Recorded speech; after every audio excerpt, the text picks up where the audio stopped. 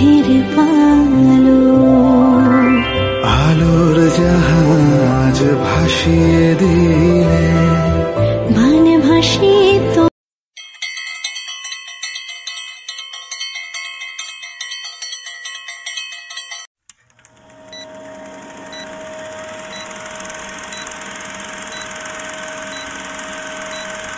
Welcome back to my channel. আমি সুস্মিতা হাজির হয়েছি আজকে আবারও একটা রেসিপির ভিডিও নিয়ে। তো আজকে দুপুরে আমি রান্না করেছিলাম চিংড়ি মাছের মালাইকারি। তো চলো সেই ভিডিওটা তোমাদের কাছে আজকে শেয়ার না করলেই নয়, তো করতেই হবে। তো স্নান টান করে রেডি, আজকে না স্নান টান করে রেডি হওয়ার আগে ভাতটা খেয়ে নিয়েছি, মানে এত সুন্দর একটা রেসিপি ছাড়া যাচ্ছিল না। তো খেয়ে নিয়েছি, খাওয়ার পর তারপরে ভাবলাম যে না একটু রেডি হয়ে তোমাদেরকে তো একটুখানি ইন্ট্রোডিউস করতেই হবে। তো কেমন আছো বন্ধুরা? আশা করছি খুব ভালো আছো। তো আমার অ্যাডসেন্সের ভিডিওতে অনেক রেসপন্স পেয়েছি। তো এবার অ্যাডসেন্স পাওয়ার যে সমস্যাটা আমি সম্মুখীন করেছিলাম সেই ভিডিও নিয়ে আসবো। তো এই ভিডিওটা হয়ে যাক, তারপর ওই ভিডিওটা নিয়ে আসছি। তোমাদের রিকোয়েস্টেড ভিডিও, মানে তোমরা অনেকেই বলেছো হ্যাঁ দিদি ওই ভিডিওটা তুমি নিয়ে আসো, যে সমস্যাটা সম্মুখীন হয়েছি আমি। তো আমিও চাইবো না যে আমার মতো যেসব বন্ধুরা আছে তারাও সেই সমস্যাটার সম্মুখীন হও। তো দেখো দুপুরবেলায় আমার মেয়ে দেখো কি করে বেড়াচ্ছে, ওই দেখো, দেখতে পাচ্ছ? তো যাই হোক, এবার আমরা শোবো। তো ওকে শোয়াবো আর আমি তোমাদের ভিডিওটা এডিটও করবো, করে ভিডিওটা ছাড়ারও ব্যাপার আছে। তো অবশ্যই আমাকে জানিও যে আমার আজকের রেসিপিটা কেমন লাগলো। চলো দেখে আসি প্যাকে রাখাটা। কতটা পরিমাণে গলদা চিংড়ি রয়েছে আমার সেটা আইডিয়া নেই, বাট জল দিয়ে রেখেছি, কয়েকবার ধুয়ে রেখেছি, তবুও জল দিয়ে একটুখানি দিয়ে রাখলাম। তো এর সঙ্গে মশলায় লাগছে সর্ষে, জিরে আর পোস্ত, আর লাগবে কাঁচা লঙ্কা, সর্ষের তেল, আর মালাইকারির জন্য একটু দুধ, নারকেলের দুধ লাগবে। তো আমাদের ছোটো নারকেল ছিল তাই দুধটাও অল্প হয়েছিল। তো চলো আজকে এটাকে শিলে বেটে আসবো। শিলে বাটা তোমাদেরকে কোনোদিনও আমার ভিডিওতে দেখাইনি, মিক্সিতেই পেস্ট করি। তো ভাবলাম আজকে হাতে সময় আছে যখন শিলে বেটেই আসি। আর দেখো এই কাঠিগুলো ভর্তি করব মাছের জন্য। তো যাই হোক শিলে বাটছি, আমার যা ভিডিও করে দিচ্ছিল।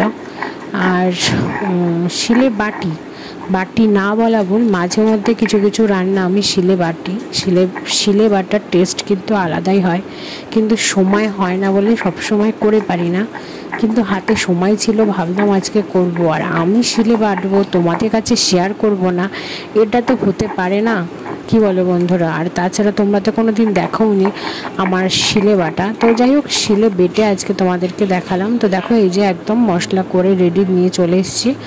তো এর মধ্যে সর্ষে, জিরে আর পোস্ত রয়েছে। তো আমার মশলা রেডি, আর তার সঙ্গে তো কাঁচা লঙ্কা, সেটা মিক্সিতে পেস্ট করব। তো দেখো এইবার আমার যেটা করণীয় সেটা হচ্ছে মাছগুলোতে এবার কাঠি ভরবো।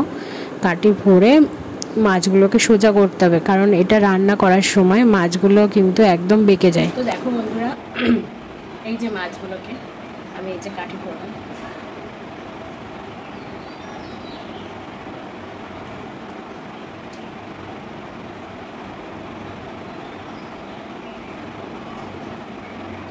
ঠিক এইভাবে কাঠি ভরে ফিরে আসছি।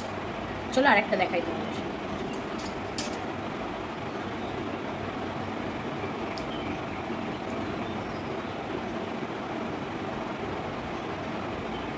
এই দেখো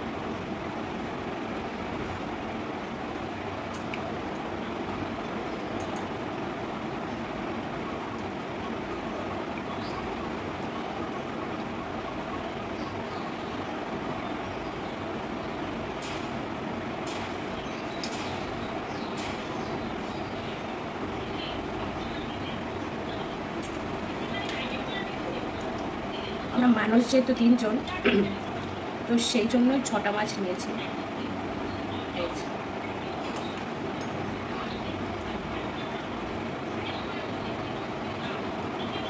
তো আমার মোটামুটি মাছের কাঠি ভরা কমপ্লিট। এবার চলো রান্নাটা করি। তো যাই হোক এইবার মাছগুলোকে একটু সেদ্ধ করতে হবে। তো কড়াইতে জল দিয়ে দিয়েছি পরিমাণ মতো, তার সঙ্গে একটু লবণ দিয়ে দিলাম।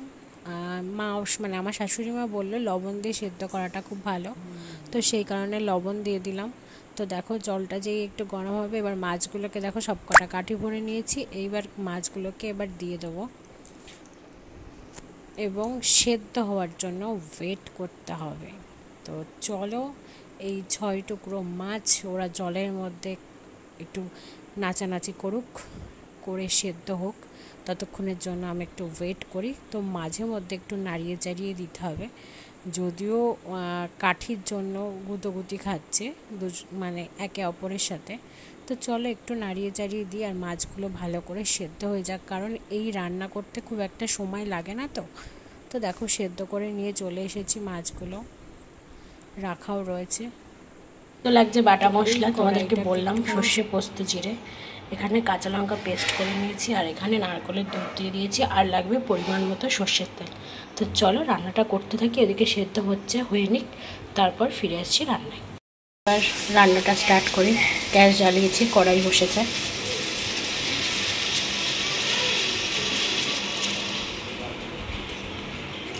এবার আমি দেবো পরিমাণ মতো সর্ষের তেল।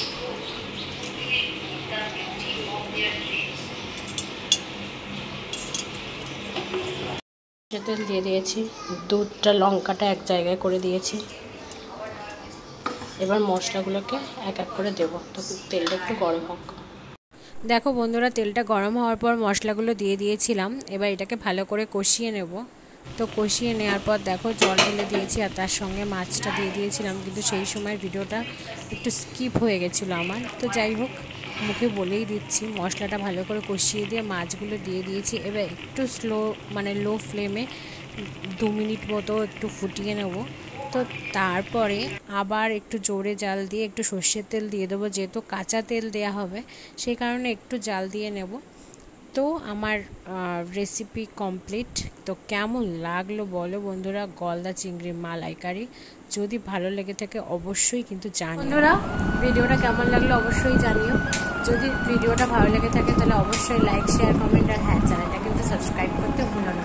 পাশের বেল নোটিফিকেশানটা কিন্তু ঢং ঢং করে বাজিয়ে দিই, তাহলে সমস্ত রকম ভিডিওর নোটিফিকেশান তোমাদের কাছে সবার আগে চলে আসবে।